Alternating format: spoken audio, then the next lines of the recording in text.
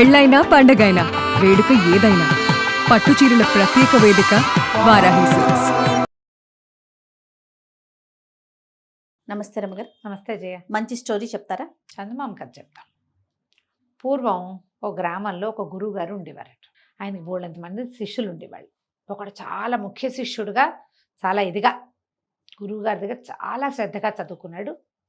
మంచి మంత్రశాస్త్రం అవి కూడా చదువుకున్నాడు అబ్బాయి. అయితే ఏమైంది, ఓసారి గురువుగారు ఏదో గ్రామాంతరం వెళ్ళారు. గురువుగారి భార్య అప్పుడు నొప్పులు పడుతుంది. ఆవిడకి సంతానం అప్పటిదాకా సంతానం లేదు గురువుగారికి.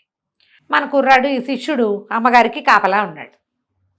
మరి ఎవరినో మంత్రసాన్యులను కేకేసుకొచ్చాడు. అమ్మగారికి ఒంట్లో బాగుండలేదని చుట్టుపక్కల 2-3 ఏళ్ళ వాళ్ళని సహాయానికి పిలిచాడు. సరే, తనేమో వాకిలి గుమ్మం దగ్గర ఉన్నాడు. ఏదైనా అవసరపడితే పలకాలి కదా మనం గబుక్కున, అందుకని అక్కడక్కడే తిరుగుతూ ఉన్నాడు. అయితే ఏమైందట, సరిగ్గా ఈ పిల్లవాడో పిల్లో పుట్టబోతున్నారు. ఒక ఆయన వచ్చాడు లోపలికి, ఈ తలుపు తోసుకొచ్చాడు. ఈ శిష్యుడిని తప్పించుకుని పురిటి గదిలోకి వెళ్ళబోతున్నాడు. తీరా చూస్తే శిష్యుడు ఏదో మంత్రం పునశ్చరణ చేసుకుంటూ తలకాయ ఎత్తి చూడును కదా, అది బ్రహ్మదేవుడు. వచ్చిన ఆయన లోపలికి వెళ్ళాలన్నాడు. లోపలికి వెళ్ళాలి, బ్రహ్మదేవుడు చూడలేదు ఇంకా, ఇతను తెలుసుకోవాలి, కానీ తర్వాత తెలిసిందనమాట. లోపలికి వెళ్ళాలంటే లోపలికి వెళ్ళటం ఏమిటి, పురుడవుతోంది, లోపల అమ్మగారు నొప్పులు పడుతున్నారు, నువ్వు అట్టా వెళ్ళడానికి వీలేదని నాకు తెలుసు. ఆ పుట్టబోయే బిడ్డకి తలరాత రాయడానికి వెళ్తున్నా, అది భూమి మీద పడేసరికి రాస్తట ఆయన మన పక్కన నుంచుని. రాయటానికి వెళ్తాంటే అప్పుడు ఈ మంత్ర పునశ్చరణ వల్ల అతనికి తెలిసింది ఈయన బ్రహ్మదేవుడు అని. అలాగా ఏం రాత్రి రాయిపోతున్నారండి అన్నాడు. ఏం రాత్రి రాయిపోతాను, ఏదో వాడి మొహం చూస్తే రాస్తాను అనేసరికల్లా కాదు కాదు నాకు చెప్పండి అని అడిగాడు. ఇంతకీ ఏం పిల్ల పుట్టబోతుంది, మగపిల్లాడే పుట్టబోతున్నాడు అంటే ఏం రాస్తారు, వాడి మొహాన్ని ఏముంది, వాడికి ఆ జీవుడికి ఏముంది అంటే, ఏముంది బాగానే ఉంటాడు, వాడి జీవితాంతం, వాడికి రోజు వాడి దగ్గర ఎప్పుడు ఒక మూట బియ్యం ఒక ఆవు మాత్రమే ఉంటాయి, అదే వాడి గతి అని చెప్పాడు ఆయన. పికమొహం వేశాడు. అయ్యో, గురువుగారికి మగపిల్లాడు పుడతాడు, సంతోషంగా ఉంది, లేక లేక కలుగుతున్న సంతానం. ఒక మూట ఒక ఆవేనా పిల్లాడికి వాడి జీవితంలో సంపాదన ఇంకేం ఉండదన్నాడు ఆయన. లోపలికి వెళ్ళిపోయాడు. ఈయన లోపలికి వెళ్ళి ఆయన బయటకు వచ్చేసరికల్లా పిల్లాడు పుట్టాడన్నారు. రాత రాసేసి అదృశ్య రూపంలో వెళ్ళిపోయాడు. ఈయన అదృశ్యంగానే ఉన్నాడు, ఈ కుర్రాడికే కనిపించాడు. ఈయనకి ఏం చెప్పాడంటే, ఈ విషయం నువ్వెవరికి చెప్పకూడదు. మరి అంతేగా, సీక్రెట్ కదా. సీక్రెట్ కదా, బ్రహ్మరాత ఎప్పుడు సీక్రెటే కదా. మళ్ళా 3 సంవత్సరాలు గడిచినాయి, 3 ఏళ్ళు అయ్యేసరికల్లా గురువుగారి భార్య మళ్ళీ నొప్పులు పడుతుంది. మళ్ళీ సేమ్ శిష్యుడే ఉన్నాడు వాకిట్లో. గురువుగారు కూడా ఉన్నారు కానీ ఆయన ఇక్కడ లేరు, ఊళ్ళోనే ఉన్నారు. కానీ మళ్ళీ బ్రహ్మదేవుడు గారు వచ్చాడు. శిష్యుడు అడిగాడు, అయ్యా ఈసారి ఏం పిల్లండి అని. ఈసారి ఆడపిల్లే పుడుతుంది అంటే, ఈ పిల్లైనా సజావుగా ఉండదంటే, ఎందుకు ఉండకేమి లక్షణమైన పిల్ల, రోజు పెళ్లి సంబంధం వస్తుంది కానీ దీనికి పెళ్లి కాదు, రోజుకో పెళ్లి సంబంధం వస్తుంది అన్నాడు. శిష్యుడు చేష్టలు దక్కి నుంచున్నాడు. బ్రహ్మదేవుడు లోపలికి వెళ్ళాడు, రాత రాశాడు, ఆడపిల్ల పుట్టింది, అయిపోయింది. చాలా బాధగా ఉండేది అబ్బాయికి. ఇంకో 2-3 ఏళ్ళు నడిపిల్లలు అంతంత ఎదిగాక చంటి పిల్లని ఎత్తుకుని తిరిగేవాడు. పిల్లాడు 4 ఏళ్ళ వాడు, 5-6 ఏళ్ళ వాడు అయ్యాక ఇతను వెళ్ళిపోయాడు ఇంటికి. కానీ ఎప్పుడూ అతనికి గురువుగారి మీదే ఉండేది. ఆ మాటలు ఎవ్వరికీ చెప్పకూడదు, గురువుగారికి కూడా చెప్పకూడదు కదా. ఉన్నాడు. కొంతకాలానికి ఇతను పెద్దవాడయ్యాడు, వివాహం అయింది, పిల్లలు పుట్టారు. పిల్లల వివాహాలు చేసే సమయానికి ఇతనికి అనిపించింది, ఆడపిల్లకి పెళ్లి చేసేసరికి, అమ్మో గురువుగారు అమ్మాయికి పెళ్ళయిందో లేదో, ఆ పిల్లాడు ఎట్టా ఉన్నాడో అని గురువుగారు ఆనుపాను తీసాడు. కనుక్కుంటే గురువుగారు పరంపదించారు, అమ్మగారు కూడా వెళ్ళిపోయారు. పిల్లాడికి పెళ్ళయింది, పిల్లకి ఇంకా పెళ్లి కాలేదు, ఉన్నారు అని తెలుసు.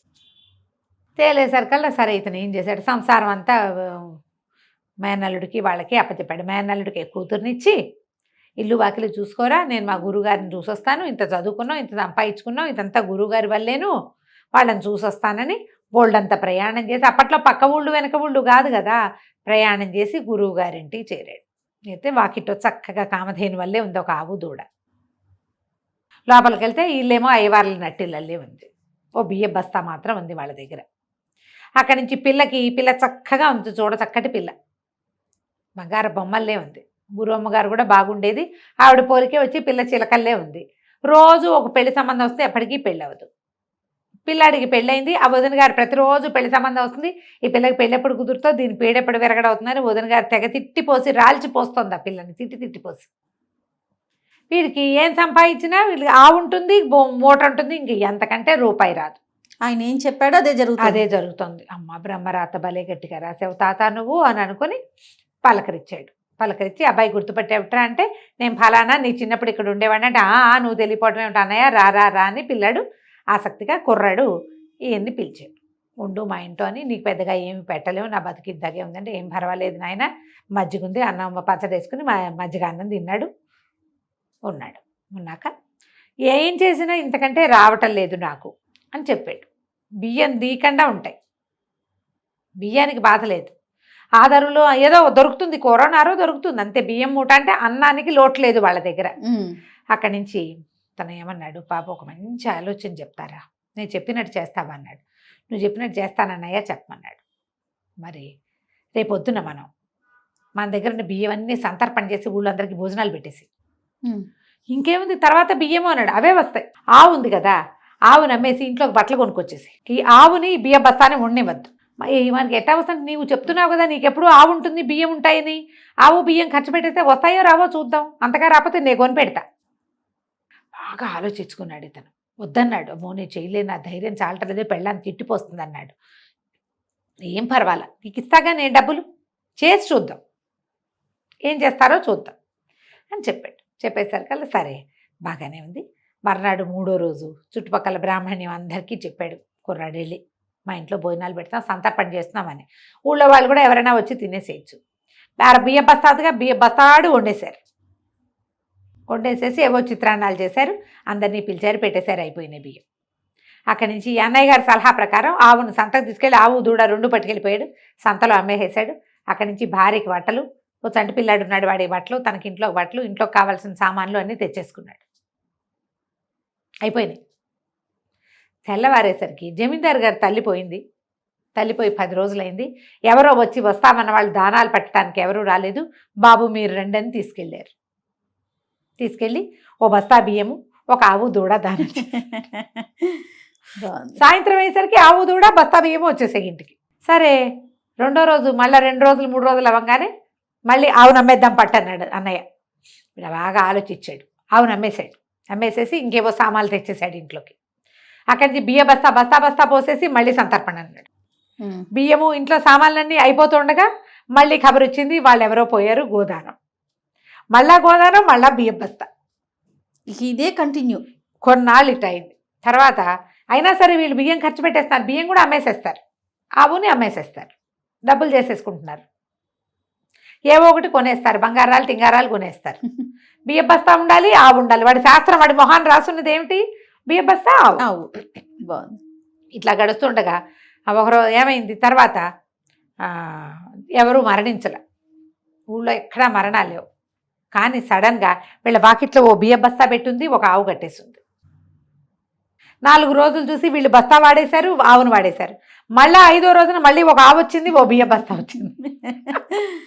ఈ కథ బాగుంది. అక్కడి నుంచి ఈయన ఏం చేశాడు, పెళ్లి కావాల్సిన పిల్లని దగ్గర కూర్చోబెట్టుకుని, అమ్మాయి నా మాట వినమ్మా, ఇంకేం వింటానన్నయ్యా, నాకు పెళ్ళి అవ్వదు, ఇట్లాగే ఉంది నా పరిస్థితి అంటే. అట్లా కాదు, ఈసారి పెళ్లి సంబంధం వస్తుందా, వచ్చిన పెళ్లి సంబంధం వాళ్ళు నాకు కంటే కాసులు పేరు వడ్డాను ఓ పట్టు చీర తెస్తేనే చూస్తాను, కనిపిస్తాను, లేకపోతే నేను కనిపించను, పెళ్లి చూపులు కూర్చొని నేను అనేసరికి సరే మామూలుగా వచ్చిన వాళ్ళే నన్ను పెళ్లి చేసుకోవట్లేదు, ఇవన్నీ సరుకులు తెమ్మంటే ఎవరు రారేమోనన్నయ్య, అయినా సరే చూద్దామన్నాడు. రేపొద్దునే ఒక పెళ్లి వాళ్ళు వచ్చారు, పెళ్లి వాళ్ళు వచ్చి పిల్లని చూస్తామన్నారు. రోజు పెళ్లి చూపులే ఆ పిల్లకి. అబ్బాయి నేను చచ్చిన పెళ్లి చూపులు కూర్చోను, కంటే కాసుల పేరు వడ్డాణము మరి ఓ పట్టు చీర తెచ్చిస్తేనే పెళ్లి చూపులు కూర్చుంటాంది. పెళ్లి వాళ్ళు తెల్లబోయారు, ఇది ఎక్కడ గోల్, పెళ్లి చూపులకే వెళ్ళిపోయారు. కానీ సాయంత్రానికి ఒక పెద్ద మనిషి వచ్చాడు. ఆయన ఒక కంటే కాసుల పేరు వడ్డాను పట్టు చీర తెచ్చి, ఊహించగలమా ఇలా జరుగుతాయని? అస్సలు. కంటే కాసుల పేరు లోపల పెట్టుకుంది వదిన గారు. పిల్ల చక్కగా పట్టు చీర ధరించి ఆ పెద్ద మనిషికి వచ్చి కనిపించింది. రోజు ఆయనే వస్తున్నారు. కంటే కాసుల పేరు వడ్డానో పట్టు చీర పట్టుకురావాలి, పిల్లని చూసి వెళ్ళాలి. పొద్దున గారు ప్రతిరోజు వచ్చే వస్తువులను చూసుకుని, మరి బంగారం అంతంత అమృతుంటే ఎవరు కాదంటారు, కొత్త బంగారు వస్తువులు రోజు వస్తువులు లోపల పెట్టుకుని రోజు తెస్తున్నాడు అతను. 9 రోజులు వచ్చాడు.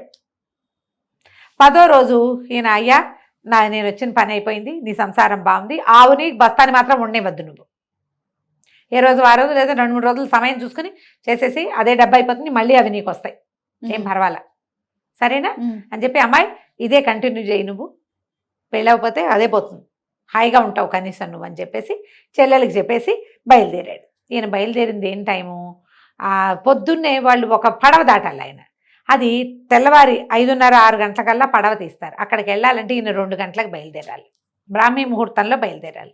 నేను సంధ్య వార్చుకుని వెళ్తానమ్మా అని కోడలికి తమ్ముడికి వీళ్ళకి చెప్పేసేసి రాత్రి వాకిట్లో పడుకున్నవాడు గావంచా సర్దుకుని తన సంచి సర్దుకుని నడిచి రావటం మొదలెట్టాడు.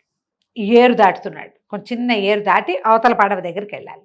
తెల్లవారుజాం ఒక ఆయన ఒక ఆవు ఓ సంచి పుచ్చుకుని నడిచి వస్తున్నాడు. ఆయన అక్కడ దాటి ఇక్కడికి రావాలి.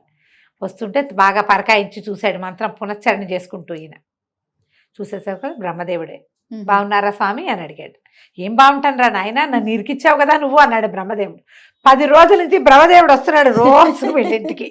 ఆవు బస్తా ఇవ్వాల్సింది, ఈ అబ్బాయికి వడ్డాణం ఇవ్వాలి. రోజు పెళ్లి చూపులు దాని మొహం మీద రాశాడు. మరి పెళ్లి చూపులకి ఇవి ఇస్తే గానీ కూర్చోనంటే అవి ఇచ్చి కూర్చోవాలి ఎవరో ఒకరు, అందుకని ఆయనే వస్తున్నాడు. అనేసరికల్లా ఇతను అన్నాడు, మన శిష్యుడు, మరి ఎందుకండి వాళ్ళ రాత మార్చచ్చు కదా అన్నాడు. రాయటమే కానీ మార్చటం మన వల్ల కాదురా నాయన, నా కర్మకి ఇది వచ్చింది, కొంచెం మాడిఫై చేస్తా, 2 అక్షరాలు సవరించి సరి చేస్తానులే, నువ్వు వెళ్ళిరా అన్నాడు. తెల్లవారి ఇంకో పెళ్లి సంబంధం వచ్చి పిల్లకి పెళ్ళైపోయింది. అబ్బాయికి ఎక్కడి నుంచో ఆస్తి స్వాస్తి కలిసి వచ్చినాయి. ఈ మూట ఆవు నుంచి పైకి వెళ్ళిపోయాడు, 10 ఎకరాల పొలం కూడా వచ్చింది. వాళ్ళు హాయిగా ఉన్నారు. బ్రహ్మదేవుడు తన కర్మానికి వీళ్ళకి పంచాడు. రోజు ఏ చావు రాకపోతే ఆయనే ఆవు బియ్య బస్తా తెచ్చిపెట్టాలి. తెచ్చాడు అట్లా 3 సార్లు. వీళ్ళకేమో 9 రోజుల పాటు 9 వడ్డానాలు, 9 గంటలు, 9 కాసుల పేర్లు పట్టుకొచ్చి ఇచ్చాడు. అది కంచకి మనం ఇంటికి. బాగుంది రమ్మగారు, తమాషా కథ. మన మొహాన రాసుంటే చచ్చినట్టు మన చేతిలోకి వస్తుంది అది. మనది అయితే ఎవరో ఒక కారణం అవుతారు, దానికి ఎవరో ఒక కారణం. అది మనకి రాతలో లేకపోతే మనం ఎంత ప్రయత్నించినా చివరి దాకా వచ్చైనా విరిగిపోతుంది అది, అంతే. నిజం రమ్మగారు. నమస్తే. నమస్తే జయ.